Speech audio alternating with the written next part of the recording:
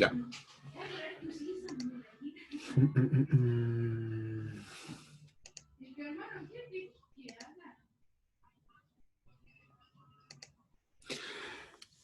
¿Alguien se acuerda, alguno de ustedes se acuerda de los modelos Logit? Que es, para serles franco, no recuerdo si la generación de ustedes los alcanzamos a ver en estadística, pero me gustaría corroborar con ustedes si alguno tiene nociones de que esto lo hayamos visto en su momento. ¿Qué dicen?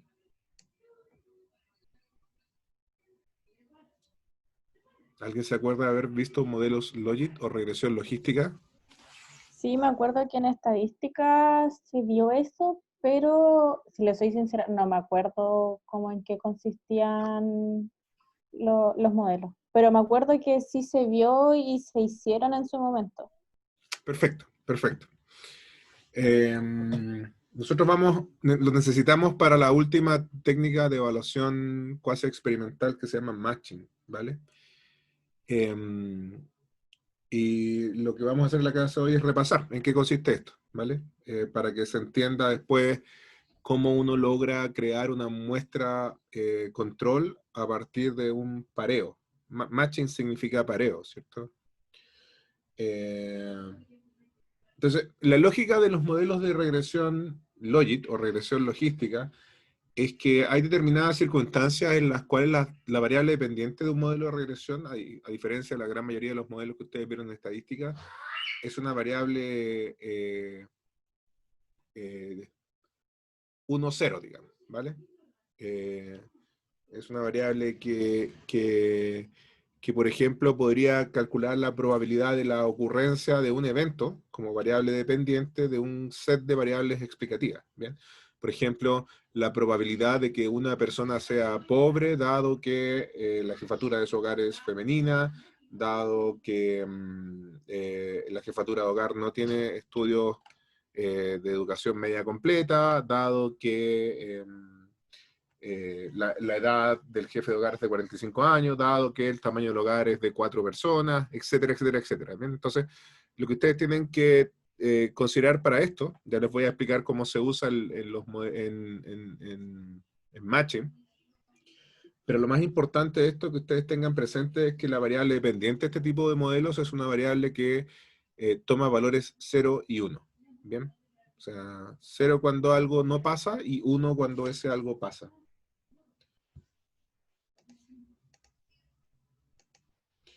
Bien, ustedes podrían pensar, por ejemplo, que eso no es muy distinto a un modelo de regresión normal, para que nos vamos a complicar la vida, ¿cierto?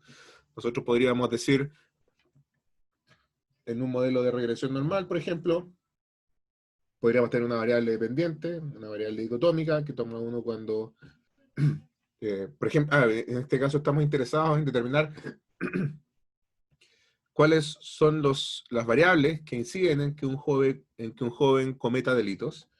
Y para eso tenemos una variable dependiente, que es una variable dicotómica, que es 1 cuando el joven ha incurrido en delitos, 0 cuando no lo ha hecho. Y tenemos 3 variables explicativas. La primera de ellas es un ingreso familiar en millones de pesos. Segundo, un índice de involucramiento en actividades escolares, ¿bien? Que va de 0 a 7, donde 0 significa no estar para nada involucrado, significa no ir a la escuela, si ustedes quieren verlo en ese extremo, y 7 significa concurrir a todas las clases, hacer las tareas y tener buen desempeño académico, por ejemplo. Y la tercera variable explicativa es una variable DAMI que adopta el valor 1 para jóvenes con parientes cercanos con antecedentes criminales y 0 para jóvenes que no tienen parientes con antecedentes criminales. ¿Ven? Entonces, ¿qué tenemos acá? Vamos al punto no, tenemos una variable dependiente que es dicotómica, es si el joven tiene o no tiene antecedentes criminales, y 3 variables explicativas, el ingreso del hogar, el nivel de involucramiento escolar y una dicotómica que indica si el joven tiene parientes con antecedentes penales. Eh, sin hacer el cálculo de esto, intuitivamente, ¿alguno de ustedes me podría decir cómo es la relación entre esa variable dicotómica dependiente y esas 3 variables explicativas? Por ejemplo, ¿cómo es la relación entre esa dicotómica, que es 1 cuando el joven tiene antecedentes y 0 cuando no los tiene, en la medida en que el ingreso es más alto. ¿Me pueden decir? No sé si entendí bien, pero en este caso sería que a medida que tengan mayor ingresos Ujú. familiares, menor será la probabilidad de que pertenezca al grupo cero, Ah, que sería que no digámoslo, posee, dígame, disculpe.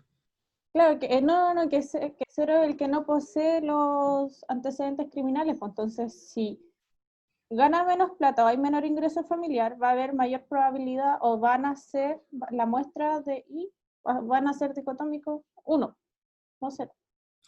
A ver, para decirlo más en sencillo, no hemos hecho ninguna estimación a todo esto. Simplemente decimos que vamos a armar una base de datos, ni siquiera la tengo en mis manos en este momento, ¿ya? Y estamos diciendo vamos a estimar cómo se comporta esta variable dependiente, que insisto en el punto, adopta 1 cuando el joven tiene antecedentes penales y 0 cuando no los tiene.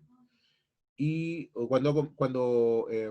y tres variables explicativas, ¿cierto? Una que es la que nombró Mariam, que es si el joven, el ingreso familiar, ¿cierto? Y lo que dice Mariam, yo lo voy a tratar de traducir un poquito más sencillo, es que intuitivamente, ¿ah? Sin que haya ningún cálculo de por medio, y esto no es un prejuicio, sino que es más bien lo que ocurre, ¿cierto? Mientras menor sea el ingreso del hogar, aumenta la probabilidad de que esta variable dicotómica tome el valor 1. Y el valor 1 es haber cometido, tener antecedentes penales. ¿Me explico? Entonces hay como una relación directa, inversa, perdón. A menor ingreso, mayor probabilidad de tener antecedentes penales. ¿Bien? ¿Se entiende eso? Todo esto es intuitivo, ¿eh? No hemos hecho ningún cálculo, estamos diciendo solamente lo que uno intuye con respecto a los antecedentes penales de jóvenes. ¿Bien? ¿Se entiende? Ok, si se entiende, entonces, Isidora, tú me puedes ayudar con el valor de la variable x2i, que es el índice de involucramiento en actividades escolares, entendiendo que 0 es que no se involucra y 7 que se involucra muchísimo, de un tipo que va a todas las clases, ¿cierto? ¿Cómo debería ser la relación entre la variable dependiente i sub i y esta segunda variable explicativa, el índice de involucramiento escolar? ¿Te atreves? A ver, déjeme pensarlo, profe. Dale, no hay ningún problema en equivocarse, es gratis.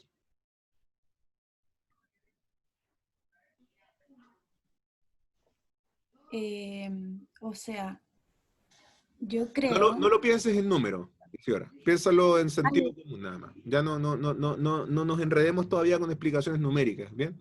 Dime simplemente, ¿qué es lo que aumenta, cómo un joven con alto involucramiento escolar tiene mayor o menor probabilidad de tener antecedentes penales? menor. Claro, es un tipo que va a clases, ¿cierto? Hace las tareas. Habría que ver cómo está construido ese índice, ¿cierto? Pero en general la intuición diría que a mayor índice de involucramiento, menor la probabilidad de tener delitos, ¿cierto? Entonces es una relación, si ustedes quieren, inversa, ¿cierto? Porque como tener antecedentes tiene un valor 1, entonces mientras más alto sea el índice, si ustedes ven mis dedos en la pantalla, mientras más alto sea el índice, ¿cierto? Menor es la probabilidad de que el joven tenga antecedentes penales, ¿bien? Y en eso Isidora tiene toda la razón, ¿bien? Y con la variable 3, ¿bien? Que es una variable 1 para jóvenes con parientes con antecedentes y 0 para jóvenes que no tienen antecedentes con parientes. ¿Cómo sería la relación, Lucas? ¿Me ayudas? Sería, o sea, si tienen parientes cercanos con antecedentes, es más probable que tengan antecedentes ellos, los Claro, jóvenes. exactamente. Acá habría una relación directa, ¿cierto? Mientras más alto es el valor de x3, también hay mayor probabilidad de que la variable y tenga el valor 1, ¿cierto? Entonces, eso es un modelo. y uno estaría en la tentación de decirle a Stata que el modelo es este, ¿bien? Es una variable dependiente, que es esta dicotómica, ¿cierto? Que, que indica la probabilidad, perdón, no la probabilidad, perdón, indica, es 0 para quien no ha cometido delitos y 1 para quien ha cometido delitos, joven, ¿cierto? Y aquí están las tres variables explicativas, esta que es el ingreso familiar, esta que es el índice de involucramiento, y esta es la dicotómica de si tiene o no tiene parientes con antecedentes penales, ¿vale? Entonces, lo que nosotros dijimos recién, la pregunta que hicimos es que muy probablemente este beta de acá es negativo, eso es relación inversa. ¿Por qué es negativo? Porque a mayor ingreso, esto es más probable que tenga el valor 0, ¿cierto? O sea, que no haya antecedentes. Y en el caso del índice de involucramiento escolar también, ¿cierto? Mientras más alto sea el índice de involucramiento escolar, este beta, como es negativo, indica que sería más baja la probabilidad de tener, o es más probable que este I sea 0, ¿bien? Y en el caso del beta 3, este es positivo, ¿ven? Porque mientras, si esto vale 1, o sea, si el joven tiene parientes con antecedentes penales, entonces es más probable que esto también valga 1, ¿vale? Y este es un modelo de regresión común y corriente. Ustedes, si ustedes lo corren en Stata, el comando era reg, ¿cierto? Reg, se pone primero la variable dependiente, que en este caso es i, y después se pondrían las tres variables explicativas, x2, x1i, x2i y x3i. ¿No? En eso no hay ninguna magia, ¿cierto?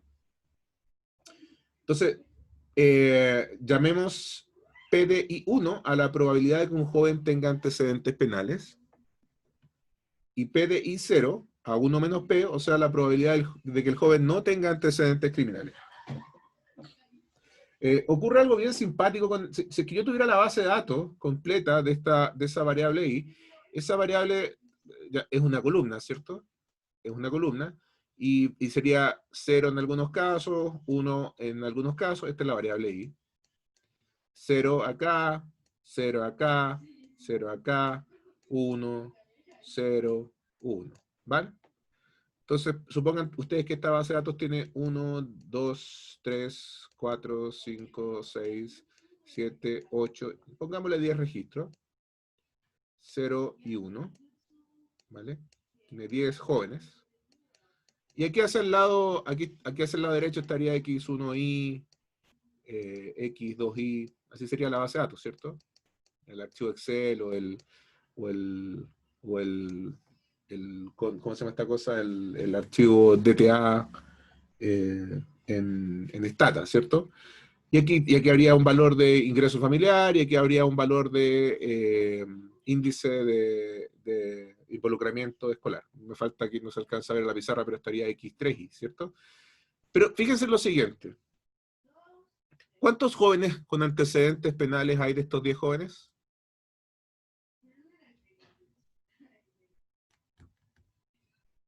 Por favor, de a uno, no saturen la comunicación. Según lo que dibujó, serían 4, porque son Serían 1. 4, ¿cierto? Hay 4 unos. 1, 2, 3, 4. Bien. Para esta base en particular, Guillermo Zapata, a ver, tú me ayudas. Para esta base en particular, ¿cuál es la probabilidad de que un joven haya cometido delito entonces? Mm, Se refiere solo para los con uno, ¿cierto? ¿Sí? Y son 10. Sería Son 10 jóvenes. Y hay 4, según lo que nos dijo Marian, con antecedentes. ¿Cuál es la probabilidad de que si yo selecciono uno, ese uno haya cometido delito? 4 de 10, 4 décimos.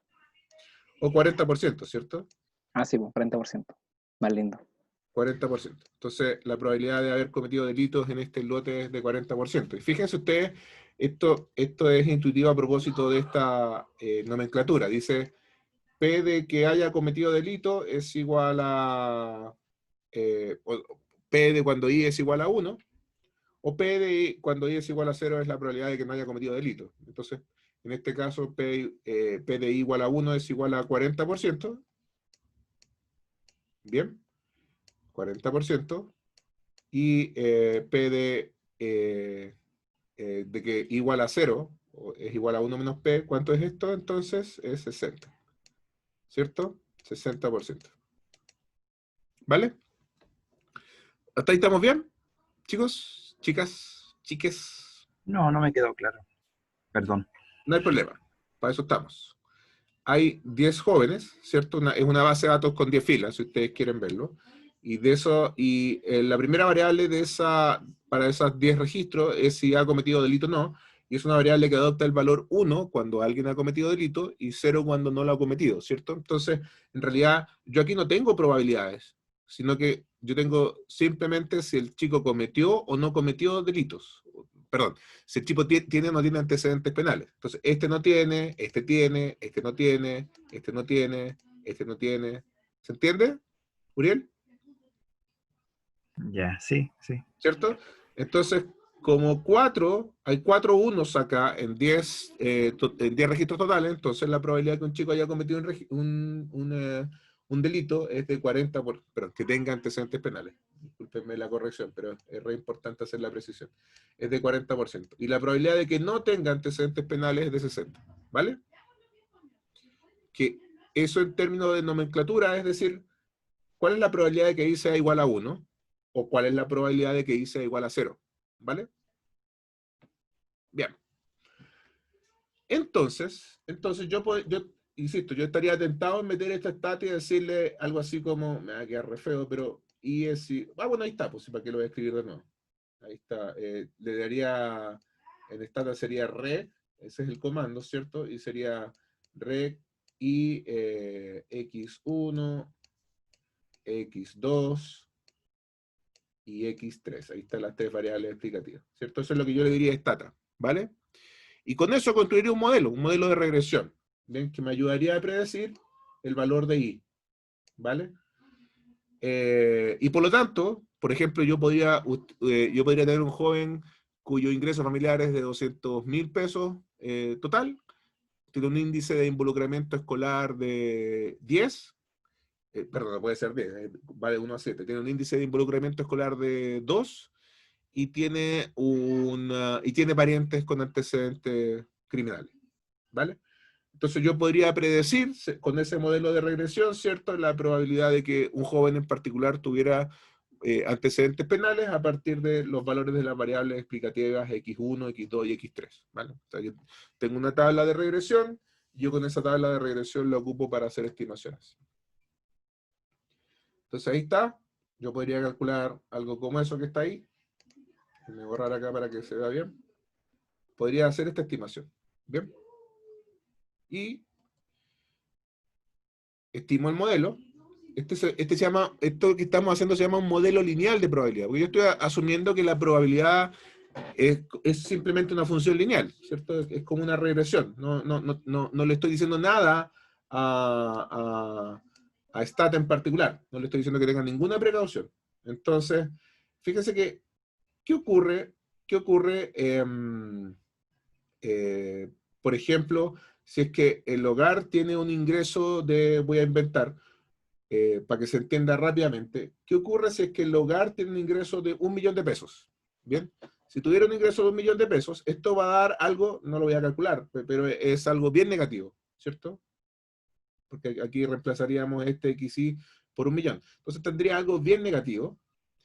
Y supongan ustedes que además de eso tiene un índice de involucramiento escolar altísimo, se involucra 7, hace todas las tareas, va a todas las clases, y además no tiene parientes,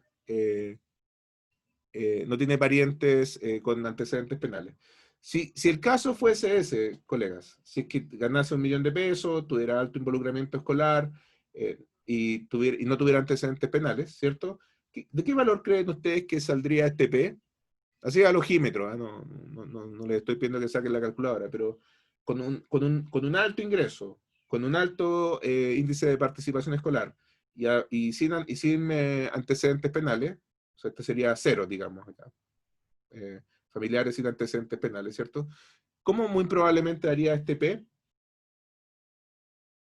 ¿Se lo imaginan? Positivo.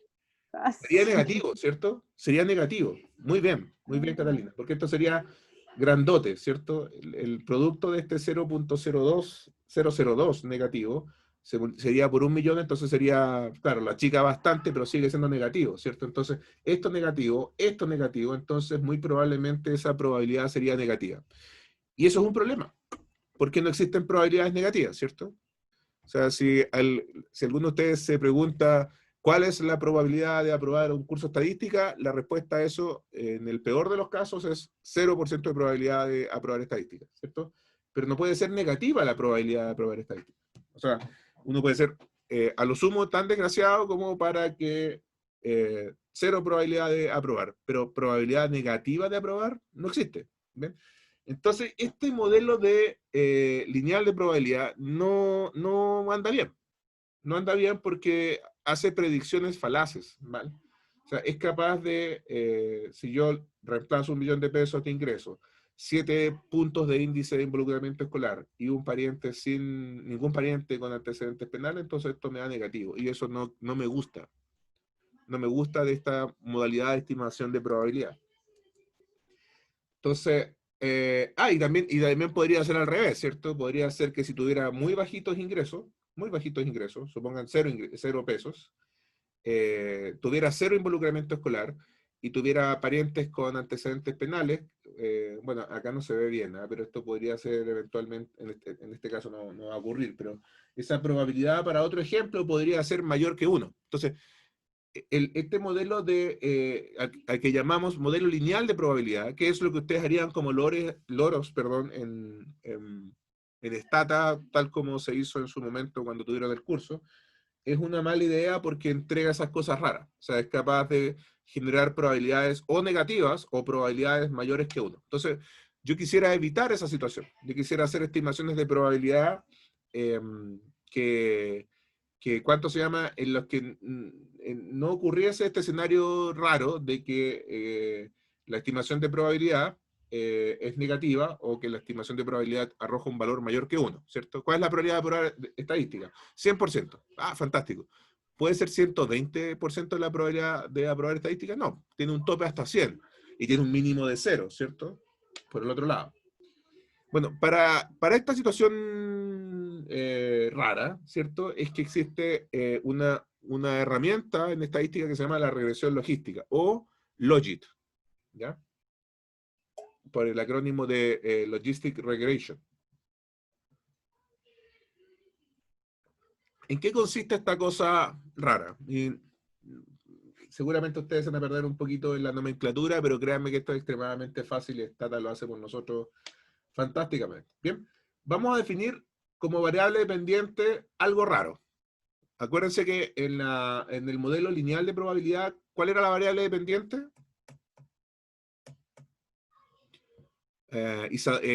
Federico, ¿cuál era la variable dependiente en este modelo? La de que si posee antecedentes o no. Exactamente, ¿cierto? Entonces, ya no vamos a hablar de la variable dependiente como la probabilidad de tener antecedentes o no, sino que vamos a definirla como un cociente entre la probabilidad de haberlo cometido y ¿qué es lo que hay abajo, Federico? Ya que tú me ayudaste, ¿qué es lo que hay abajo? La probabilidad de no tener antecedentes. Exactamente, ¿ya? La probabilidad de cometerlo dividido por la probabilidad de no tener antecedentes, ¿cierto? Y eso los gringos lo usan un montón, ¿bien? Nosotros le vamos a llamar razón de probabilidad. En los libros de estadística en inglés ustedes lo pueden encontrar como odds ratio, ¿bien? Y lo usan un montón en apuestas. No sé si ustedes han visto esto de que los gringos cuando tienen partidos de básquetbol o cuando tienen partidos de lo que sea, o incluso las elecciones presidenciales, ¿cierto? Y los gringos dicen, por ejemplo, Trump tiene, por cada 4 que apuestan perdón, por cada 1 que apuesta que gana, hay 4 que apuestan que pierde. ¿Bien? Es más o menos esa la racionalidad detrás ¿y cuánto se llama? Esa es la racionalidad del odds ratio, ¿bien? O sea, de esta cosa, es la probabilidad de que algo pase dividido por la probabilidad de que no pasa, ¿cierto? Si algo es altamente probable, ¿cómo será la razón de probabilidad? Esteban, Yáñez.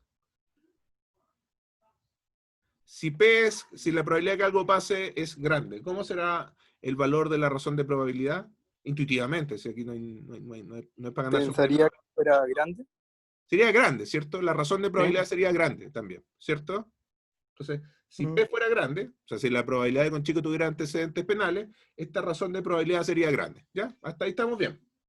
Bueno, el logit es un poquitito más enredoso que eso, porque la variable dependiente no es esta tasa, esta razón de probabilidad, sino que es, bueno, perdón, déjeme mostrarle el ejemplo. Si la razón de probabilidad fuera igual a 1, es porque ambas probabilidades serían iguales, ¿cierto? O sea, la probabilidad de que tuviera antecedentes es igual a la probabilidad de que no tenga antecedentes. Y por lo tanto, la razón de probabilidad sería 1. ¿Bien? Ahora, si la razón de probabilidad fuera mayor que 1, que es lo que nos decía más o menos recién Esteban, entonces esta razón de probabilidad, si la probabilidad de tener antecedentes fuera alta, fuera, por ejemplo, 0,7, 70%, entonces la razón de probabilidad sería mayor que 1. ¿Bien? Y al revés, pues, si la probabilidad de tener antecedentes es baja, esto quiere decir que la razón de probabilidad es menor que 1. ¿Bien? Entonces, las razones de probabilidad se mueven entre algo muy bajo o algo muy alto, y cuando la probabilidad de que algo ocurra es igual a la probabilidad de que no ocurra, entonces la razón de probabilidad es 1. Y los modelos de regresión logística, los modelos logit, esto que estamos viendo, son aquellos en que la variable dependiente es, y aquí viene el enredo, es que es un enredo que, insisto, no se asusten porque esto estatal lo hace por nosotros, es el logaritmo natural de la razón de probabilidad. ¿Bien? O sea, es esto. El logit es el logaritmo natural de esta cosa. Aquí falta un igual, ¿eh? Un igual. Entonces, el logaritmo natural de la razón de probabilidad. ¿Bien? Entonces, cuando uno tiene un modelo logit, tiene que hacer un par de transformaciones a la variable dependiente antes de ocuparla. ¿Vale? Ahora, lo que importa, chicos, es la intuición. ¿Vale? No tanto el cálculo. El cálculo da lo mismo porque los software hacen el cálculo por nosotros. ¿Bien? Entonces, piensen en lo siguiente. Si P es igual a 0,5, ¿bien? Ya lo habíamos dicho en la diapo anterior, la razón de probabilidad es igual a 1. Y en esos casos, el logit sería 0. O sea, cuando la probabilidad de que un chico tenga antecedentes es igual a la probabilidad de que no los tenga, entonces la razón de probabilidad es 1 y el logit es 0. En cambio, si la probabilidad de que un chico tenga antecedentes es menor que 0,5, la razón de probabilidad será menor que 1 y el logit será negativo. Acuérdense de eso, por favor. Logit negativo significa que algo es más improbable que ocurra que probable que ocurra. Y al revés, si la probabilidad de que algo ocurra es mayor que el 50%, la razón de probabilidad es mayor que 1 y el logit es positivo. ¿Vale? Entonces, los modelos de regresión logística, nosotros lo que hacemos es la predicción del logaritmo de la razón de probabilidad. Ya no ponemos como variable dependiente la probabilidad, sino que el logaritmo de la razón de probabilidad. ¿Vale? Entonces, Sí, pregunta. sí, dígame. Ya, entiendo lo del logit igual, o sea, igual mayor o inferior a 0, pero ¿y el igual y 0 cómo uno lo interpreta? Déjenme un segundito, voy a cerrar esta cosa. Estoy recibiendo WhatsApps. Ya. Perdón, Uriel, tú me preguntabas, ¿cierto? Sí. Ya. Bueno, tú sabes que los logaritmos son una herramienta matemática que tiene que ver con los exponenciales, ¿cierto? Ujú. ¿Ya? Lo simple es que cuando uno calcula el logaritmo natural de esto puede obtener números que son positivos o puede obtener números que son negativos. ¿Vale? Y lo que dice esta relación que está subrayada acá, es que cuando este número, cuando la razón de probabilidad es más baja que, es más baja que 1, ¿cierto? Si esto es más bajo que 1, por ejemplo, si esto es 0.25, por decir cualquier número, ¿cierto? Entonces el logaritmo natural de eso es negativo. Tú lo puedes calcular, lo puedes ver en la calculadora. ¿Vale? Si tú calculas el logaritmo natural de 0.25, eso es negativo. Esto quiere decir que el logit es menor que 0. ¿Vale? Entonces, es como una regla mental, si quieres verlo así, Uriel. Esto no hay ningún truco sacado de ningún sombrero. Yo lo único que estoy diciendo es que si tú agarras la calculadora y esto que hay acá entre paréntesis te da menor que 0.25, que entre paréntesis significa que es menos probable que el 50%, ¿cierto? Entonces el logit de eso es negativo. Y al revés, si esto es 0.75, por ejemplo, no, perdón, si esto es 1,25, si es mayor que 1, si la razón de probabilidad es mayor que, pongámosle que es 2, pongámosle que es 2. Supongamos que es 2, entonces esto implica que el logit, como verán, no le pego mucho al dibujo con el mouse, el logit es positivo. ¿Se entiende eso, Uriel? Es Sí, puro... no, sí. O sea, mi pregunta apuntaba no a eso, sino al logit igual es 0. Ah, ¿que cuál es el logaritmo natural de 1? 0. Ahí está. Pero, perdón por molestar, ¿ah? No, por favor, Em, me pagan para que me molesten, así que dele nomás. no, pero no agradable. Em, No eres desagradable al preguntarme. Me allá, encanta que me preguntes. agradecido. El tema era cómo interpreto eso.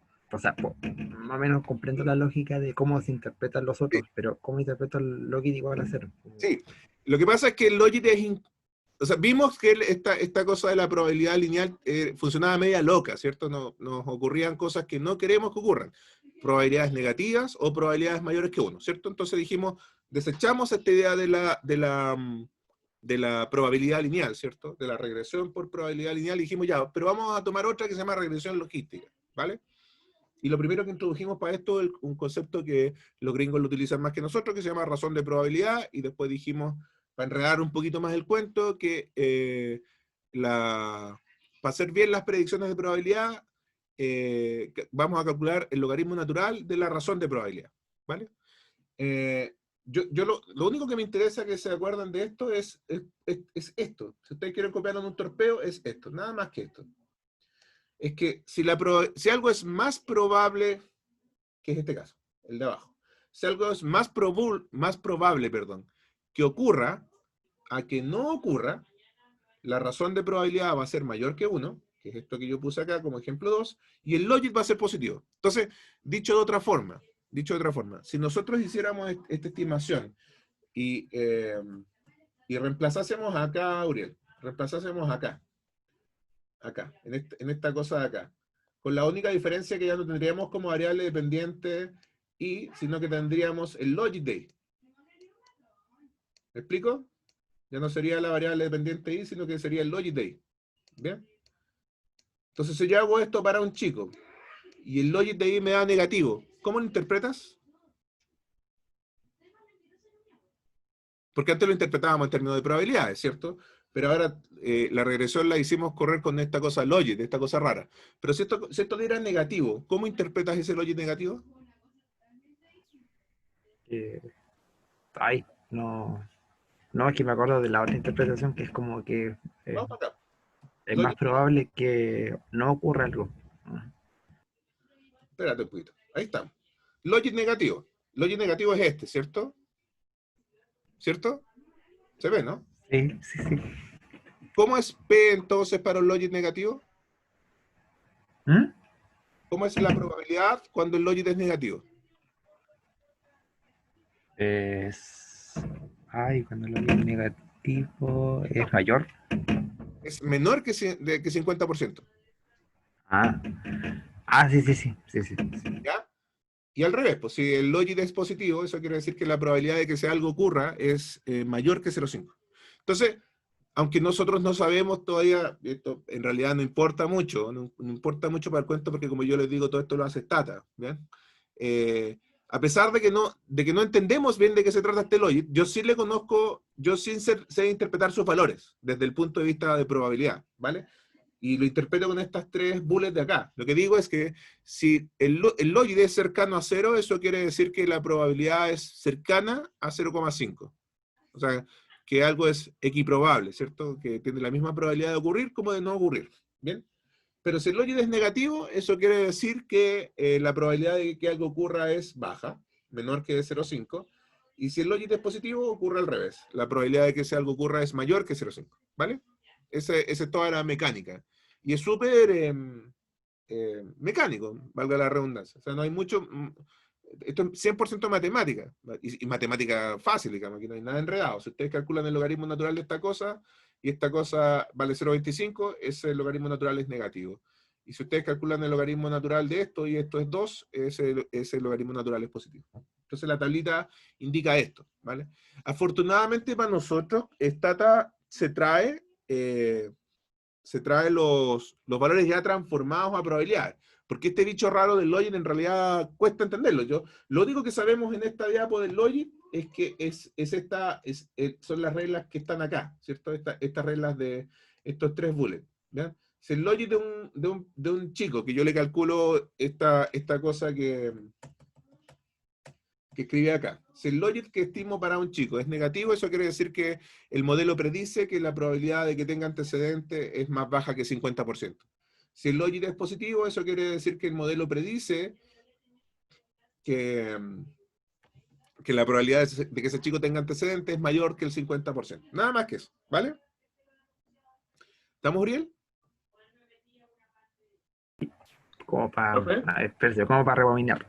En ese caso, el logit negativo era que iba a tener menos probabilidad de antecedentes, ¿no?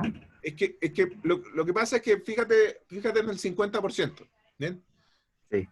Cuando hay un chico que tiene 50% de tener antecedentes penales y un 50% de probabilidad de no tenerlo, es equiprobable, ¿cierto? Pero como que me azaroso, pues cualquiera puede pasar, ¿no? O sea, más que cualquiera, la probabilidad de ambos eventos es exactamente igual, 50%, ¿vale? Bien. Cuando el logit es negativo, esa probabilidad es menor que 50%. O sea que más va a tender a que no tenga antecedentes. Es menos probable que tenga antecedentes. O más probable que no tenga antecedentes. Exactamente. Eso es como hay que leerlo. Y al revés, pues, si ese logit es positivo, eso quiere decir que tiene más de 50% de probabilidad de tener antecedentes. Es menos probable que no tenga antecedentes penales. También es otra forma de decirlo, ¿cierto? Claro, yo les recomiendo que escojan la manera que les haga más sentido, ¿cierto? Si la que a ti te hace más sentido, Uriel, es esa, bien. Yo, como la probabilidad, como Y está puesto como 1 tiene antecedentes y 0 no tiene antecedentes, entonces yo digo, cuando el logit es positivo, entonces eso implica que la probabilidad de que tenga antecedentes va a ser mayor que el 50%. ¿Bien? Y si el logit es negativo, entonces la probabilidad de que el niño tenga antecedentes es menor que el 50%. Y si el logit es exactamente 0, eso quiere decir que la probabilidad de que el chico tenga antecedentes es 50%. ¿Vale? ¿Te entiende ahora? Sí. Ya. ¿Alguien más Gracias. tenía una duda? Escuché a alguien que iba a hacer una pregunta. ¿O estamos bien? Sí, yo, profe. Federico, cuénteme. Me gustaría saber qué representa esa I minúscula de la fórmula de logit, ahí la base. Esto, ¿cierto? Sí. Ya, lo que pasa es que el modelo original, yo debería corregirlo en la diapo, porque en realidad el modelo original es esto. Dice I sub I. Entonces, I sub I es igual a alfa más beta 1. Estoy hablando de este modelo, ¿eh? A ver, déjenme irme para acá mejor. Acá. Aquí hay un I. Bien, y ese I es en realidad para cada sujeto, eso es lo que quiere decir. ¿Bien? En este caso sería para cada uno de los 10 sujetos de esa base que nosotros simulamos en la primera diapositiva, ¿vale?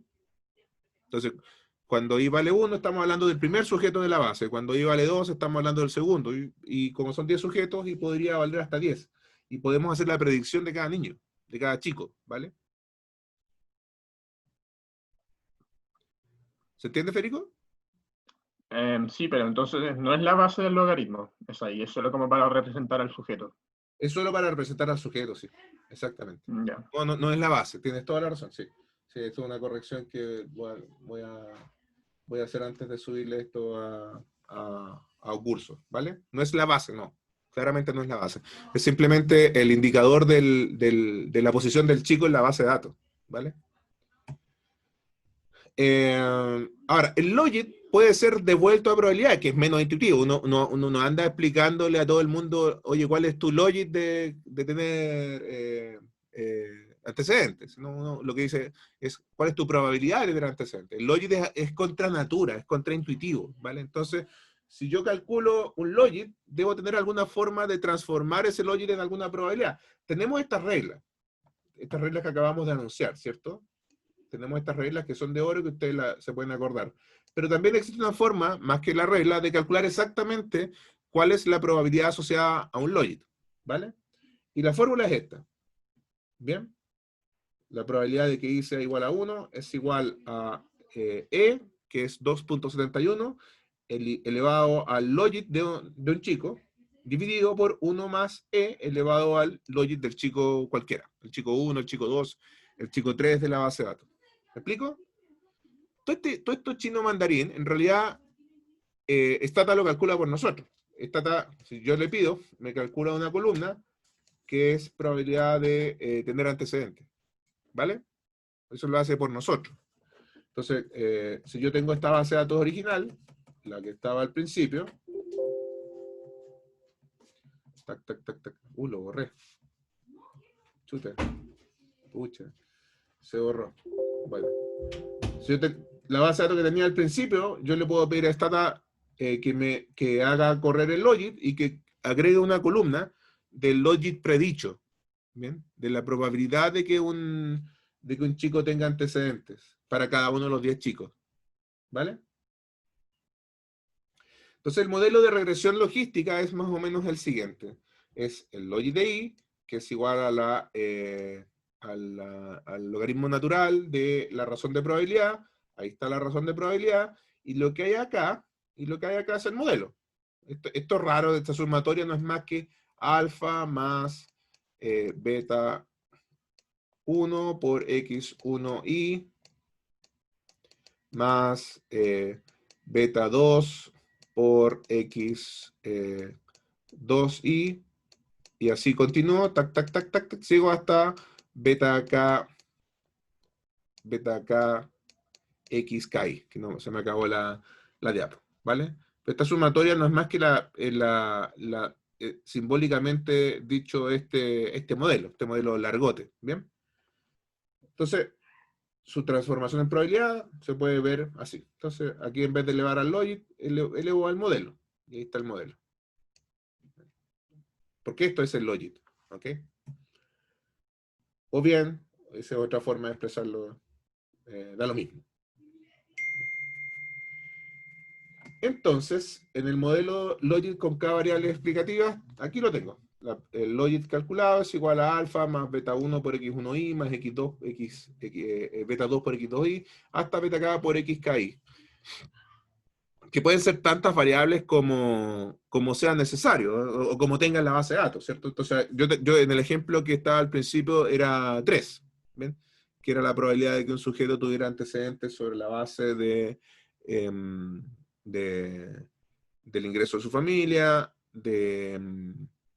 de cuánto se llama, del índice de participación escolar, y de si tenía o no tenía familiares con antecedentes penales. ¿Bien?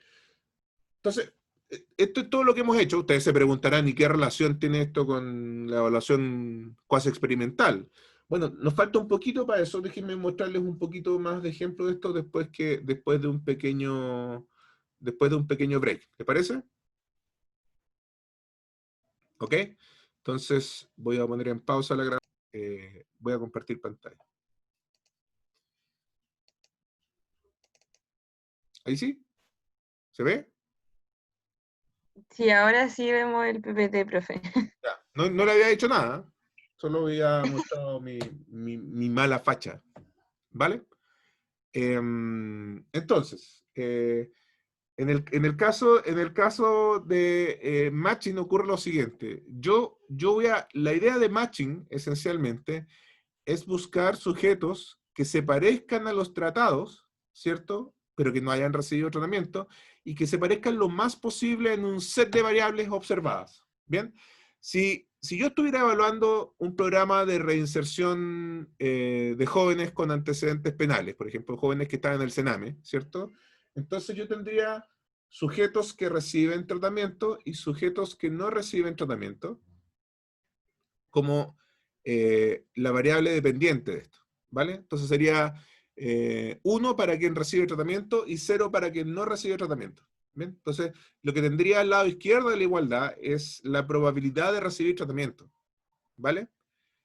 Y lo que tendría al lado derecho de la igualdad serían variables predictoras del tratamiento. ¿Bien? O sea, por ejemplo, las mismas variables de las que conversábamos.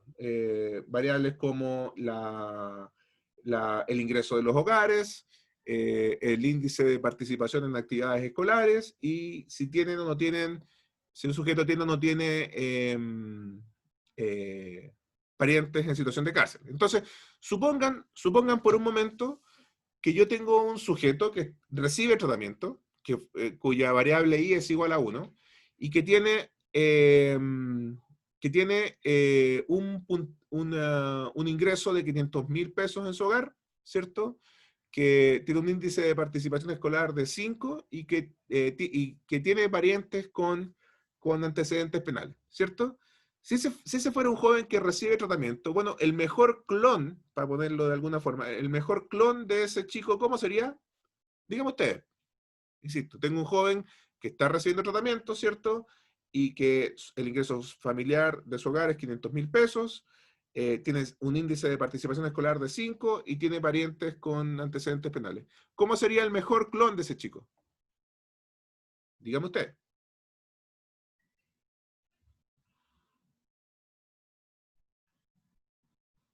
¿Se lo imaginan? Rocío, ¿te lo imaginas? Estoy pensando, profe, pero la verdad es que estoy todavía enchufándome en materia. Déjame repetirlo, ¿bien? Tú sabes que tienes un chico que recibe tratamiento, ¿ok? Un chico cuya variable I es igual a 1, ¿bien? Y a la vez conoces, porque tienes la base de datos, tú sabes que su hogar tiene 500.000 pesos de ingreso, el índice de participación escolar de ese chico es 5, y tiene pariente con ¿cuánto se llama? Con antecedentes penales, ¿bien? Si yo tuviera una base de datos de la cual yo quisiera escoger al clon de este chico símbolo, ¿cierto? En que X1 vale 500.000, X2 vale 5 y X3 vale 1, ¿vale? ¿Cómo debería ser ese chico para que yo pudiera considerarlo como clon? Con esos mismos números, ¿no? Exactamente, ¿cierto? Idealmente tendría que ser igual en todo, ¿cierto? Tendría que ser igual en el ingreso del hogar, tendría que también tener un índice de 5 y tendría que tener parientes con antecedentes penales. Ese sería mi clon perfecto, entre comillas, ¿cierto? Ahora, en realidad ocurre que cuando tenemos muchas variables, aquí estamos hablando solamente de 3, de hecho, cuando tenemos poquitas variables, no es tan difícil imaginarse que haya, por ejemplo, si tuviéramos una sola variable, si estuviéramos haciendo el matching, para empezarnos a meter en el lenguaje, si estuviéramos con una sola variable y esa variable fuera ingreso del hogar, entonces yo buscaría un chico con 500.000 pesos de ingreso del hogar. ¿Bien? Perdón, por lo tanto, esta cercanía, ¿cierto? Esta similitud la juzgaría solamente en función del hogar, del ingreso del hogar. Bien, Pero imagínense que como yo quisiera que se parecieran en la mayor cantidad de variables posible, ¿va? Entonces, no solo que se parezcan en cuanto al ingreso al hogar, sino que además se parezcan en el índice de participación en la actividad escolar, que además se parezca por tener familiares con antecedentes penales, pero yo podría tener 10 variables más, por ejemplo, la edad, por ejemplo, el nivel educacional, por ejemplo, la comuna de residencia, etcétera, etcétera, etcétera. Entonces, a mí me gustaría, si yo tuviera 10 variables para hacer este juicio de si son parecidos o no son parecidos, entonces tendría que tener el mismo nivel de ingreso, tendría que tener el mismo índice de participación escolar, tendría que tener la misma situación de pariente con o sin antecedentes, la misma edad, el mismo nivel educacional, etcétera, etcétera, etcétera. ¿Bien? Entonces, este pareo, este macheo lo haría no con una variable, sino que ojalá con 20 variables, ¿no? O con 40 variables. Ojalá tuviera una base de datos muy grande, con muchas variables, para escoger y verificar esta similitud. ¿Bien? El problema de esto es que si tengo muchas variables, es muy difícil encontrar clones perfectos. O sea, de hecho ya es difícil que un hogar tenga exactamente 500.000 pesos de ingreso. ¿Bien? Podría tener 501.000, 510.000. Y además de eso, supongan ustedes que encuentro un hogar que tenga 500.000 pesos de ingreso, pero un chico con un hogar, perdón, de 500.000 pesos de ingreso, pero su índice de participación en actividades escolares no es 5, sino que es 4 o 6. ¿Bien? Y así sucesivamente con todas las variables. Entonces, es muy probable que no encuentre un clon perfecto. Bien, es muy probable que no encuentre un clon perfecto, que en algunas de estas variables que tenemos acá a la izquierda de la igualdad, en estas variables, en el escenario hipotético tuviéramos una base de datos con 40 variables, así como que pudiéramos verificar la cercanía de los sujetos, no sobre la base de solo una o tres, sino que 40 variables, entre las que están estas que yo mencionaba como ejemplo. Es muy difícil que haya sujetos que tengan exactamente igualdad en esas variables en todos los casos. ¿Se entiende eso? ¿No? O sea, ya con esas tres primeras variables, bastaría que si no encuentro un chico que tiene exactamente el mismo nivel de ingreso, que tiene exactamente el mismo nivel de participación en actividades escolares, y que además tiene un pariente con antecedentes penales, si es que en alguna de esas tres variables, un candidato a control, yo tengo otra base de datos donde estoy buscando controles, no tuviera exactamente esa misma configuración, entonces ya no sería un clon perfecto. ¿Bien? Entonces, en realidad, si yo ocupo 40 variables, todavía es más improbable que consiga un clon perfecto. ¿Bien? Y matching está para estas situaciones en las cuales yo no consigo clones perfectos. ¿Bien?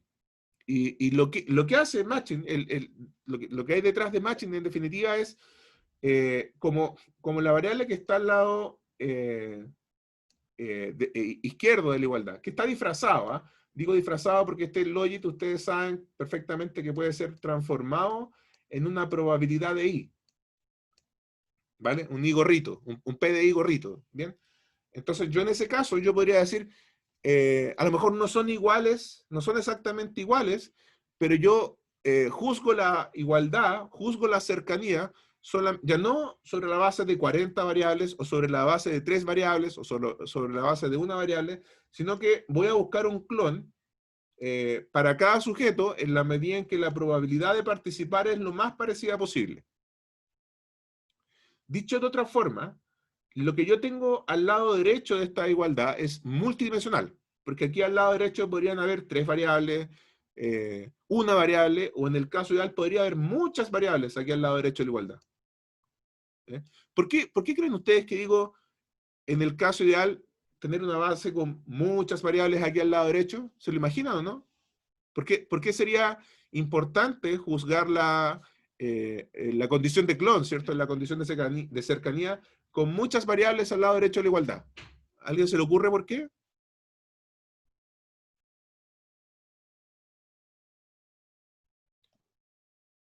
¿Federico? Porque sería más difícil encontrar clones más parecidos si hay muchas variables que son diferentes. Lo que tú dices, Federico, es que mientras más variables tenga para juzgar la igualdad, es más difícil encontrar dos exactamente iguales. ¿Se entiende eso? Sí, a eso me refiero. O sea, entre ustedes mismos, por ejemplo, si yo implementara con los 30 y pico alumnos del curso, si yo implementara un procedimiento de evaluación, imagínense que yo seleccioné,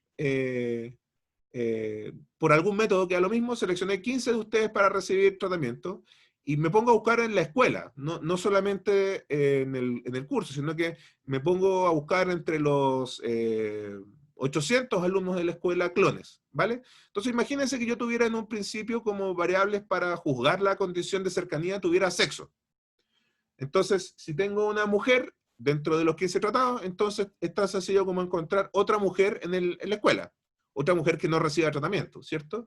Pero si digo el sexo y la edad, entonces tendría que, suponte tú, inventemos una chica virtual, ¿cierto?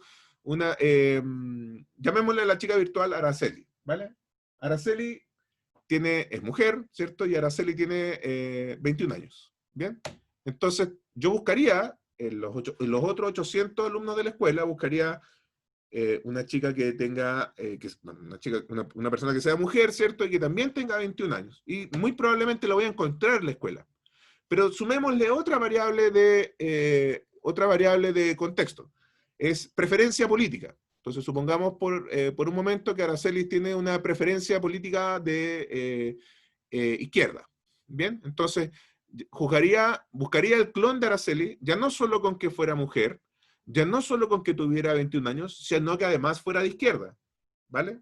Y ustedes comprenderán que por cada variable nueva que yo agrego en este procedimiento de buscar el clon, me va a costar más encontrar a una persona que sea exactamente igual a Araceli en todos esos atributos que estoy comparando. ¿Estamos claros en eso, cierto? ¿Se entiende la reflexión? ¿Bien? Sí, profe. Perfecto. Entonces, en realidad, si yo tengo 40 variables para juzgar la igualdad, ¿cierto? Es más difícil que encuentre una mujer que sea exactamente igual a Araceli, ¿cierto? Pero ¿por qué si es tan difícil, o se hace cada vez más difícil encontrar a una mujer exactamente igual a Araceli dentro de los otros 800 alumnos de la escuela que no reciben tratamiento, como para usarla como el clon de Araceli? ¿Por qué creen ustedes que por qué creen ustedes que de todas maneras preferiría agregar acá 40 variables, o 50, o 500 variables si es que las tuviera? ¿Por qué? ¿Por qué es más sensato buscar la igualdad no solamente con una variable, ni con dos variables, sino que ojalá con 500 variables? ¿Qué sentido tendría? Puede ser porque el modelo sea más exacto. Más que exacto, a ver. O sea, para lo que usted quiere buscar, o sea, yo quiero, ojalá usted quiere buscar ciertas características para asignar tratamiento, entonces por eso usted define como hartas variables, como a eso me refería. Pero piénsalo, Guillermo, de la siguiente manera. ¿Qué es lo que yo obtenía cuando lo hacía 100% aleatorio, cuando lo hacía 100% experimental? Era como más justo, como que... ¿En así cuáles sentido, ¿no? variables se parecían los tratamientos y los ¿Cómo? controles? ¿Perdón? ¿Cómo, profe? No entendí. ¿En qué variables se parecían más los tratamientos y los controles cuando yo hacía esto experimental?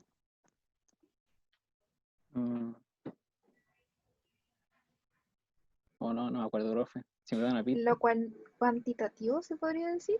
Sí, o sea, siempre todas estas bases de datos son cuantitativas, en eso no hay diferencia, pero la gracia que nosotros, si ustedes lo recuerdan, cuando lo hacíamos experimental, es que en promedio los dos grupos eran exactamente iguales en todas, y subrayen el todas las variables observables y todas las no observables.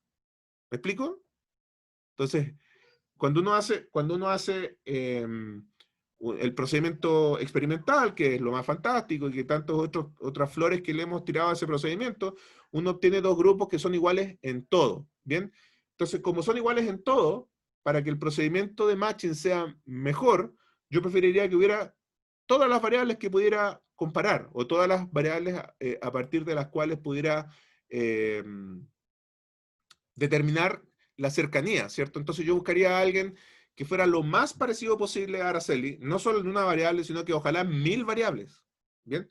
Entendiendo que muy probablemente no voy a encontrar a alguien exactamente igual a Araceli, pero que en promedio entre esas 1000 variables que están al lado derecho de la igualdad se parezca a Araceli. ¿Bien? ¿Se entiende eso? ¿Sí? Sí, se entiende. Ya, perfecto.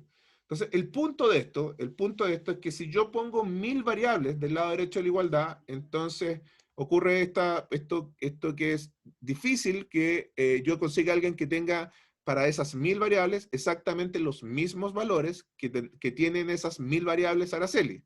Entonces, yo lo que hago es que todo esto que hay al lado derecho de la igualdad, todo esto que hay al lado derecho de la igualdad, esto es multidimensional.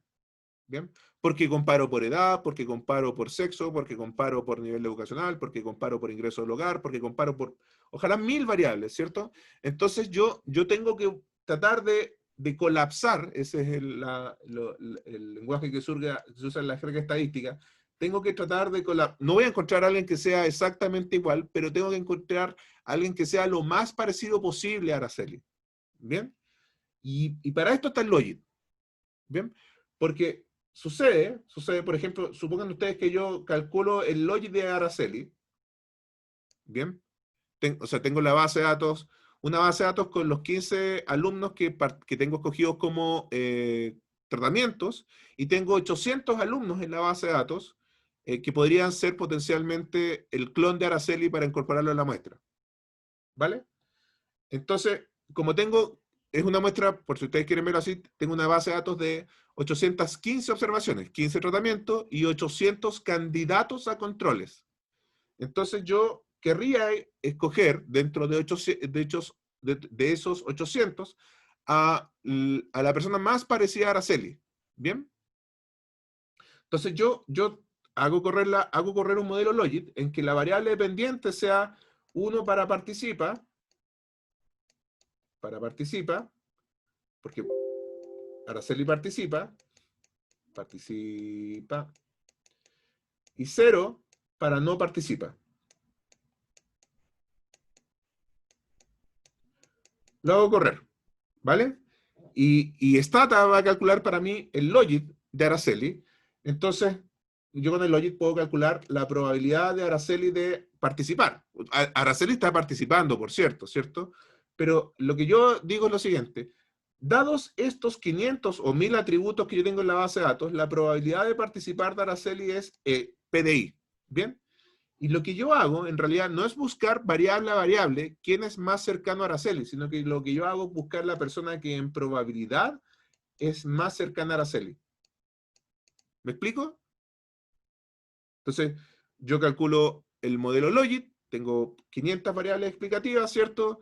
Y calculo para Araceli y para cada uno de los otros 815 sujetos de la base de datos, calculo cuál es la probabilidad de haber sido elegida. ¿Bien? Y como tengo esas 815 probabilidades y conozco la probabilidad de Araceli, supongan ustedes que la probabilidad de participar estimada de esta forma para la Araceli es de 0.47, entonces yo veo de las 800 candidatos a clones de Araceli, busco cuál es el candidato que tiene la probabilidad más parecida, más cercana, el vecino más cercano o la vecina más cercana a Araceli, que puede ser alguien que tenga, por ejemplo, 0.49. O puede ser alguien que tenga 0.4699. Y me quedo con ese. Me quedo con este, como el clon de Araceli.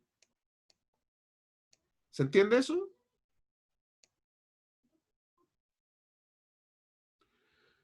Entonces, raya para la suma. Como tengo 500 variables aquí al lado derecho para juzgar quién es el mejor clon de Araceli, como muy probablemente ninguna persona sea exactamente igual a Araceli en esas 500 variables, entonces yo, esto que es multidimensional, porque aquí hay 500 variables, por lo tanto es multidimensional, yo lo transformo en unidimensional. Y comparo, ya no sobre cada una de las 500 variables, sino que comparo a Araceli con los otros 800 candidatos de las bases de datos a partir de la probabilidad de escogerlo. ¿Bien? Y me quedo con el clon de Araceli que tiene el puntaje más cercano al puntaje, a la probabilidad que obtuvo Araceli cuando yo hice esta estimación. ¿Se entiende? Y lo mismo debería hacer con Lucas después, y lo mismo debería hacer con Jocabet, y supongamos que los 15 que están acá, los 15 que están acá son Nicolás, Araceli, Catalina, Uriel, Valentina, Federico, Lucas, Isadora, Jocabet, Guillermo, Camila, Marian y Rocío. Ahí están los 15, ¿vale? Tengo los 15. Bueno, debería buscar para cada uno de esos 15 el puntaje, o la probabilidad, perdón, la probabilidad de participar, ¿cierto? Y después debería encontrar en los otros 800 alumnos de la escuela el puntaje más parecido al de Nicolás, el puntaje más parecido al de Araceli, el puntaje más parecido al de Catalina, el puntaje más parecido al de Uriel. Cuando digo puntaje me estoy refiriendo en realidad a esta probabilidad, ¿cierto? Federico, tú tenías una pregunta. Sí, profe, entonces está diciendo que es mejor mientras más variables hayan para el promedio. Más que para el promedio es que cuando... Porque, ¿qué es lo que yo quiero hacer con esto? Yo quiero buscar, entendiendo que no voy a encontrar a nadie igual a Araceli, ni nadie igual a Federico, ni nadie igual a Uriel. Yo al menos quiero que en esta probabilidad sean lo más parecidos posible. ¿Bien? Que habiendo calculado estos logit y después transformando el logit en una probabilidad, los sujetos que obtenga sean el sujeto más parecido a Federico, el sujeto más parecido a Araceli, el sujeto más parecido a Catalina, pero no dentro de nosotros 15, sino que más bien dentro de los otros 800 alumnos de la escuela. ¿Me explico? Sí, pero entonces da lo mismo el número de variables, podrían ser 3 o 500, no es que una sea mejor que otra. O sea, desde el punto de vista del cálculo, da lo mismo. ¿Bien? Desde el punto de vista de la prolijidad del procedimiento, yo preferiría que fueran parecidas en 10.000 variables. ¿Ok? Porque acuérdate que cuando es RCT, son iguales en todo. Son estadísticamente iguales en todo. Estadísticamente igual en promedio. Estamos hablando del promedio del grupo tratado y el promedio del grupo control, ¿cierto? Yo preferiría que fueran iguales en todo. ¿Se entiende eso, Federico? Sí, profe. Rocío, tú tienes una pregunta. Sí, es que por lo que entiendo es por individuo, pero en los grupos control que son como gigantes, o sea, los grupos de tratamiento que son como gigantes, ¿cómo se hace el análisis uno a uno? Yo supongo que el Stata te lo tira o no. Porque lo que entiendo es que hay que encontrar, no sé, el más parecido a mí, el más parecido a la Cata, el más parecido al Fede. Exactamente, sí. Entonces, es como una cuestión uno a uno. Entonces, me pregunto como en términos operativos, ¿cómo lo hace? No sé. Bueno, la respuesta más fácil a eso es que Stata tiene un paquete. ¿Se acuerdan ustedes que yo había hablado de este tipo, Matías Cataneo? En algún momento lo mencioné como que era un gallo, un argentino que hacía un montón de programas para evaluación experimental. Hay un programita, muy probablemente lo vamos a ver en la sesión del miércoles. Ah, no, pues el miércoles toca exposiciones. En algún momento yo les voy a mostrar un programita, y ustedes lo pueden descargar y utilizarlo, que hace todos estos cálculos por nosotros. Entonces yo lo único que hago es decirle, Tata, mire, aquí está la base de datos, aquí están los 15 tratados, aquí están los 15 para los cuales la variable dependiente vale 1, y aquí están los 800 para los cuales la variable dependiente vale 0, y tengo 1000 variables para compararlo. Esto es todo mentira, ¿eh? porque de verdad dudo que haya una base de datos, el poder de la dirección de la escuela, por ejemplo, que me permite a mí juzgar la cercanía sobre la base de 1000 variables, ¿no? Muy probablemente, con suerte, unas 10, 15 variables y se acabó. Ya yo podría tener a lo mejor desempeño en los 4 primeros años de la carrera, sexo, edad, tramo del registro social de hogares, en fin, 10 variables, ¿bien? Pero me encantaría si yo pudiera hacerlo con muchas variables. Ahora, la gracia de eso, Rocío, es que esta cosa lo hace Stata por nosotros. Este programa que yo les acabo de contar que hizo Matías Cataneo, y que yo estoy tratando de hacer lo mismo en mi doctorado, hace esta cosa por nosotros. O sea, busca en la base de datos a alguien parecido a Rocío. Puede ser un hombre, ¿ah? ¿Por qué podría ser un hombre tu clon, Rocío? Porque a lo mejor no hay ninguna mujer que se parezca a ti en los otros 499 atributos. ¿Me explico? Suponte tú que tú tengas un muy alto ingreso, ¿bien? Y que la mujer que tenga ingreso más parecido a ti en la base de datos tenga ingreso muy distinto a ti. Entonces, muy probablemente lo que haría el procedimiento Logit es encontrar, a pesar de no tener el mismo sexo, pero buscaría un hombre que tuviera, dentro de esos 800, que tuviera un ingreso similar a ti y ese utilizaría como tu clon. ¿Me explico? Sí, y profe, a las variables igual se les puede dar como una tipo ponderación. Onda, esta variable me importa más. Es que lo que pasa no es que nosotros se la demos, ¿ah? El logit lo estima, son estos betas. Es la magnitud de esos betas. ¿Bien? Mientras más grande sea la magnitud del beta, en relación con la variabilidad de cada una de las 500 variables, más importante es esa variable para el match. ¿Me explico? No, de nuevo. Estos beta, acuérdense ustedes cómo funcionan los modelos de regresión simple. Los modelos de regresión simple, los beta miden la capacidad explicativa de cada variable. Entonces, por ejemplo, este beta 2 mide la capacidad explicativa de esta variable x2. Supongamos que esta variable 2 es ingreso del hogar. ¿Ok? Si ese beta 2, el beta 2 que acompaña al x2 es grande, eso quiere decir que el procedimiento lo pondera alto. O sea, le da un alto, esa variable es re importante a la hora de buscar clones, para decirlo de otra forma. ¿Vale? No lo decide el analista, no lo decide quien hace el estudio, lo decide el cálculo. ¿Ven? Que por lo demás es menos arbitrario. Porque si yo pudiera decir, va a ser más importante esta o va a ser más importante la otra, ustedes comprenderán que eso sería como saber, por ejemplo, de antemano qué variable incide más o qué variable incide menos en el outcome del estudio. A todo esto todavía no hablamos de outcome, ¿eh? Estamos hablando simplemente de cómo armar el grupo control. No estamos haciendo ni la estimación, ni el test de hipótesis, ni nada. Estamos diciendo solamente cómo configuro un grupo control. ¿Bien? ¿Se entiende eso? Sí. Ya, fantástico. Déjenme terminar un poquito más con Logit. Entonces, el modelo que uno obtiene cuando estima el Logit es esto. Es todo gorrito, ¿cierto? El alfa, el beta, el alfa y los betas. Donde los betas, gorros, son estimadores de los parámetros poblacionales beta. Y la probabilidad estimada, ahí está, P gorro.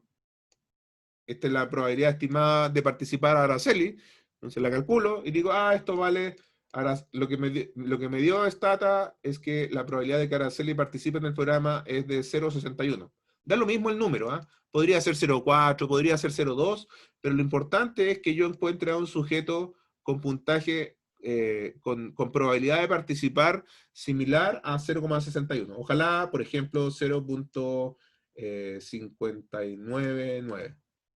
Lo más cercano posible en la probabilidad. Esa probabilidad, en el contexto de matching, y ustedes lo van a encontrar en los papers de la última tarea, se llama PSM. PSM, o Propensity Score Matching. ¿Ok?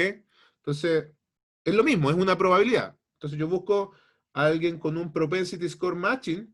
Para buscar el clon de Araceli, busco a un Propensity Score Matching con el puntaje lo más parecido posible a 0,61, que será 0,599, que por ejemplo es igual al puntaje de una alumna de tercer año, o un alumno de tercer año. ¿Bien? No lo sé, habría que hacerlo. ¿Bien? Solo para terminar la clase les cuento que esto yo lo he hecho. Yo les contaba que me tocó evaluar hace poco el subsistema de seguridad y oportunidades, los 4 programas del subsistema de seguridad y oportunidades, y lo evaluamos con la Facultad de Ingeniería, y nosotros usamos, o sea, lo importante de esto es tener, ojalá, una base muy grande para escoger clones, ¿vale? O sea, ojalá no 800, ojalá 1.000.000 de personas en una base de datos para yo escoger quién es el clon más cercano a Araceli, ¿vale? Y ojalá 500 variables, 800 variables. Bueno, nosotros tuvimos la suerte de hacerlo con, en su momento tuvimos la suerte de hacerlo con la ficha de protección social. Entonces nosotros con la ficha de protección social, que son 6 millones de registros, yo buscaba, supongan ustedes que Araceli participaba del programa Familia, entonces yo, dentro de los 6 millones de registros restantes, buscaba a una persona. En realidad la unidad de intervención de familia es hogar, ¿bien? Entonces buscaba un hogar con un propensity score matching similar al del hogar de Araceli. Y ahí, después de eso, yo hacía lo que nosotros ya sabemos hacer, que son estos test de hipótesis y estas cosas que hicimos cuando hicimos aleatorización, o que hicimos cuando hicimos, ¿cuánto se llama esto? Cuando hicimos regresión discontinua, ¿vale? Porque en regresión discontinua, a todo esto, nosotros lo único que dijimos era que íbamos a coger tratados y controles en la cercanía del punto de corte, pero luego de eso, el análisis es súper sencillo, porque es el mismo test de hipótesis que nosotros hacíamos con selección RCT, y acá en este caso con matching también sería lo mismo. Bien, quedamos en esto hasta acá. ¿Alguna pregunta, chicos? Yo sé que esto es un poquito más, no sé si etéreo, yo lo encuentro entretenido, pero es un poquito más abstracto. Pero de todas maneras, eso que parece enredado, abstracto, en la práctica, en la intuición es muy sencillo. Si estamos buscando a alguien parecido a Araceli, ¿bien? Y parecido a cada uno de los 15 del curso que está recibiendo tratamiento, ¿cierto? Entonces, si yo busco a alguien parecido a Araceli, y busco a alguien parecido a Nicolás, y busco a alguien parecido a Auriel, y busco a alguien parecido a Valentina, es muy probable que al final del día yo haga el test de hipótesis de balanceo antes de la intervención, y en promedio el grupo de tratamiento me dé igual al grupo control, ¿vale? Déjenme decirles una cosa antes del trabajo del viernes y la entrega, perdón, del trabajo del miércoles y la entrega del viernes. Lo insistía harto en las notas, yo vi que me culpo a mí mismo, pero es súper importante en los trabajos, chicos, que ustedes entiendan la distinción entre el paper y el programa que evalúa el paper, ¿vale? La investigación, el estudio, se enfoca en un objeto de estudio que es un programa, una intervención, ¿bien? En el caso del programa para que voten los inmigrantes, era un estudio que se hace para verificar si este programa, que consiste en hacer toc-toc e ir a leerle algo a los inmigrantes, aumenta su tasa de participación. En el caso del programa de apoyo al emprendimiento del FOSI, ¿cierto? Lo que hacía el estudio era un objeto de estudio que se llama Programa de Apoyo al Microemprendimiento, que capacita a las personas y le entrega un subsidio, bueno, si ese subsidio aumenta sus ingresos. O en el caso del programa de incorporación de la mujer al trabajo a través del cuidado de los niños en estos establecimientos escolares, si aumentaba o no aumentaba, ¿cierto?, la tasa de participación en el mercado del trabajo de las mujeres en el momento en que las mujeres participaban en el programa. Pero es súper importante hacer la distinción entre el programa o la intervención versus el estudio que se hace sobre el programa, ¿bien? Porque una cosa es el propósito del programa y otra cosa es el objetivo de los estudios. En nuestros estudios, en lo que yo hago, en lo que me dedico, generalmente mi objetivo no es aumentar el ingreso de las personas. Mi objetivo es verificar si el programa diseñado para aumentar el ingreso de las personas efectivamente logra su propósito. ¿Bien? Esa es una distinción re importante. Camila, tú tenías una pregunta. Sí, profe. Con respecto al trabajo, la pregunta que hice, ¿qué elementos del diseño del programa determinan la selección de la estrategia? Se refiere más que nada como las características del programa que posibilitaron a que se seleccionara, por ejemplo, el método de diferencia en diferencia. ¿Es como, esa es la orientación de la pregunta? Exactamente. ¿Ah? Ah, ¿Por qué no hicieron, o sea, no les estoy pidiendo que se pongan en todos los escenarios, pero uno ve el programa y dice, chuta, aquí difícilmente podrían haber implementado regresión discontinua, por ejemplo. ¿Bien? Ya. ¿Y por qué no podrían haber implementado regresión discontinua? Bueno, porque no hay, el puntaje no selecciona a sus usuarios el programa no selecciona a sus usuarios sobre la base de un puntaje continuo, con un punto de corte, y yo haber seleccionado un grupo de control, un grupo de tratamiento en la cercanía de ese punto de corte. Eso no existió en mi programa, por ejemplo. ¿Bien? Y por lo tanto Ya. no podría haber implementado regresión discontinua. Entonces yo podría decir, por ejemplo, en base al programa del agua, no sé, que se necesitaban comparar los cambios de los resultados a lo largo del tiempo, la necesidad de corregir diferencias entre el grupo de tratamiento de control, cosas así. Sí, acuérdate que también es re importante en el caso del RCT, que el RCT se hace antes de que el programa empiece. Antes de que el programa empiece, se hace la asignación aleatoria. Si eso no ocurrió en su momento, entonces es una estrategia que ya no, el evaluador ya tiene que aprender a convivir con esa limitación nomás. Ya no puede hacer RCT. ¿Te fijas? Ya. Ya. Gracias, profe. Federico, todavía has hecho otra pregunta, vi otra mano, pero no sé si era la tuya. ¿Que yo? No, profe. Ya. ¿Alguna otra duda, colegas, sobre las entregas de... Alguien me había mandado una pregunta. Si este es alguien acá, me la recuerda para responderle al tiro, por favor. Alguien me mandó una pregunta por cursos, pero no sé si alguien esté acá conectado. A ver, denme un segundito. Discúlpenme que les robe. Yo le envié con Lilia 2 preguntas, pero igual son como largas, como... Pero Mira, por correo, no por curso. veámosla al tiro para ver para salir de la... Ya, la voy a buscar. Yo la tengo. A ver, dice... Sobre la pregunta de las medidas de outcome, específicamente en la parte que se refiere a la operacionalización de los constructos sobre los cuales se quiere medir el efecto de la intervención, no entendemos bien qué es lo que se busca y se espera de la respuesta. Bueno, vamos a la tarea 2. Bien, el outcome del programa, o en el caso del programa de para aumentar la votación de los electores, en realidad había un solo outcome, que era... el porcentaje de votación. Ese era el indicador de efecto, ¿cierto? Después eso se veía segmentado entre extranjeros y nacionales, ¿cierto? Pero en realidad el outcome era ese, ¿cierto?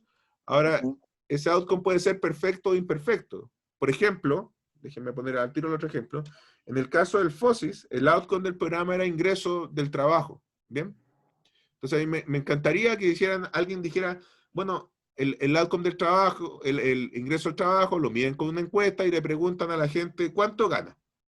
¿Ya? Pero para que yo viera que hay riqueza en el análisis, ustedes deberían hacerse la pregunta, oiga, pero, y le pregunta cuánto gana del mes anterior, cuánto promedió el ingreso en los últimos 3 meses. Esa es la operacionalización del outcome, ¿te fijas? Y ustedes podrían decirme, supongamos que hubiese sido el caso, sé que no me parece muy bien el outcome porque resulta ser que preguntar por un mes de ingreso puede ser que en el mes pasado le haya ido muy bien o puede ser que en el mes pasado le haya ido muy mal y al final preguntar por solo un mes es una mala idea. Yo hubiese preguntado por el promedio de los últimos 3 meses o el promedio del último año. ¿Se debe hacer como una crítica? Como... Más que una crítica, así como el ánimo de buscarle pelos a la sopa, porque sí es reflexionar, ¿te fijas? Es pensarlo, es decir, está raro esto, está raro, o sea, está bien que lo personalicen así, ¿cierto? Pero aquí yo creo el paper no lo dice, esa es otra también forma de hacer la reflexión, el paper no lo dice, pero yo esperaría que cuando lo preguntasen, lo hubiesen preguntado con respecto a los últimos 3 meses. No solamente del último mes. Lo mismo en el programa del CENAM, del CERNAM, para incorporación de mujeres a la fuerza de trabajo.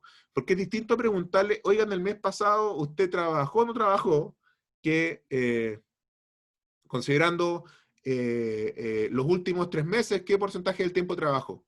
A mí me parecería que esa es una mejor pregunta porque se responde como representativa de un periodo mayor de tiempo, ¿bien? Entonces, esas reflexiones, sin tratar de ver debajo el agua, es bueno que las hagan, ¿bien? Sí, porque igual este programa era como bien antiguo, se está analizando una política que se aplicó como en el 91 de privatización, entonces como que va hacia atrás. Bueno, ahí hay reflexiones, pues, porque, Ujú. porque eventualmente, voy a exagerar, pero en zonas rurales el consumo de agua de hace 20 años no es el mismo de ahora. Y no Ujú. necesariamente eso tiene que ver con el programa. Ya, ¿Ya? Tiene que ver con sequía, por ejemplo. ¿Bien? ya. Tiene que ver con otras cosas. ¿Bien? Entonces ahí hay cosas que pueden erosionar la capacidad estimativa de los modelos. ¿Bien? Y lo Ya. segundo es con respecto al tipo de estimación, según lo que hemos entendido, consideramos que es ITT, sin embargo, no encontramos la información necesaria en el texto para justificarlo y nos genera confusión. Entre las razones que nos hacen pensar en ello es que el texto menciona en principio, nos gustaría asignar al azar la propiedad privada y pública de los municipios y comparar los resultados promedio de los dos grupos, tratamiento o control. También creemos que los resultados de este estudio son extrapolables a toda la población. Además que al aplicarse una metodología diferencia en diferencia, se deben comparar los cambios de los resultados de la unidad de tratamiento y control, pero no sabemos si es correcto nuestro razonamiento. Bueno, lo que determina que algo sea intention to treatment, chicos, es que no se requiere una verificación si efectivamente alguien lo recibió o no recibió. Da lo mismo. Da lo mismo. No es que dé lo mismo para efectos de la estimación, no estoy con esto queriendo decir que IDT sea fantástico, lo que estoy diciendo es que el método no verifica eso, Ya, ¿bien? ya. Lo cual tiene pros y contras, ¿bien? El treatment on the treated lo verifica, y tampoco estoy diciendo que sea mejor automáticamente que intention to treatment, ¿bien? Pero esa reflexión partiendo de la base de que en el caso de Intention to Treatment no hay ningún filtro. O sea, tú tomas todos los que recibieron intervención, todos los que fueron asignados a tratamiento y todos los que fueron asignados a controles sin verificar si efectivamente lo recibieron o sin verificar si hay spillover, ¿cierto? Si hay gente que se metió a la mala, digamos, hay no cumplidores, sino que tú lo analizas con todo. Eso es una modalidad de estimar Ujú. versus otra que es treatment on the treated, en donde tú sí verificas en esa modalidad de que las personas que estás considerando para hacer las estimaciones son personas que pasaron por el tratamiento. Ninguno de esos dos es mejor a priori, ustedes son los que tienen que discutir, dadas las circunstancias que el paper expone, qué Sí. tipo de estimación hubo y qué fortalezas y qué debilidades tiene eso. Ya, ¿Ya? ya. Ya. Ya chicos, discúlpenme que les quité un poquitito más de tiempo, no fue mi intención, pero creo que es mejor que lo conversemos ahora como falta poquito para el trabajo, ¿vale? Ya. Gracias, profe. Ya Profe, chicos. Sí, Gracias, Camila. profe. entonces la justificación de la pregunta que preguntó Camila al principio es como, ¿por qué el programa escogió esa metodología? O sea, sí, pues, ¿y por qué no escogió otra también? ¿O También, solamente sí. porque la escogió? Ah, ya. Pero Eso. estamos hablando de la pregunta 1 o la pregunta 2. De la 1, de por qué escogieron, no sé, Ah, no, ¿por qué escogieron eh, por qué escogió el programa de FOSIS? ¿Por qué escogió el ingreso? Bueno, lo escogió porque es obvio, el programa aumenta ingresos, pero la operacionalización de eso es otra cosa. Porque si yo pregunto por el último, suponte tú, voy a exagerar, si pregunté por ingresos en primavera, es distinto a si pregunto por los ingresos ahora en época de COVID, ¿cachai? Entonces, muy probablemente es más sensato preguntar por el ingreso promedio de un periodo largo de tiempo que por el ingreso promedio de un periodo corto. ¿Bien? Profe, ¿Sí? me surgió una duda porque el programa que nosotras nos tocó, ellos privatizaron o no privatizaron y era como una autoselección de las comunas. Ellos veían si querían privatizar o no. Y no hay como procesos como requisitos de selección ni nada. Era como libre en ese sentido quién decidía privatizar y quién no. Entonces, como en base a eso, igual como que nos generaba una confusión en el tipo de estimación, porque también había sido como, Bueno, eso tiene un montón de autoselección, ¿no? sí, Claro, pero la autoselección es más nociva en la medida en que los grupos sean distintos. ¿Bien? Y si, por ejemplo, en las variables de outcome, dado que están midiendo resultados en diff and diff, estas variables tenían un comportamiento paralelo. Si te acuerdas de la PowerPoint anterior, vas a saber perfectamente a lo que me refiero. Si tenían un comportamiento paralelo antes de comenzar el tratamiento, entonces suena más razonable suponer que son comparables. a pesar de que haya habido autoselección. ¿Ya? Oye, lo último, chicos, antes de que cortemos. No hay ninguna necesidad, ninguna, de repetir 4 o 5 veces los argumentos para completar las 10 hojas. Si el trabajo, diciendo lo que hay que decir, tiene 6 hojas, bueno, entonces son 6 hojas, pero hubo un montón de trabajos en los cuales me imagino yo que con el ánimo de no quedar tan corto en hojas, repetía lo mismo, y la verdad es que eso solamente satura. Bien, sean concretos, sean precisos, no repitan 10 veces la misma idea. ¿Bien? Ya, ahora sí. Un abrazo, colegas, y que les vaya bonito. Chao, profe. Chao, profe, que esté bien. Igual. Chao, profe. Nos vemos para la presentación del miércoles.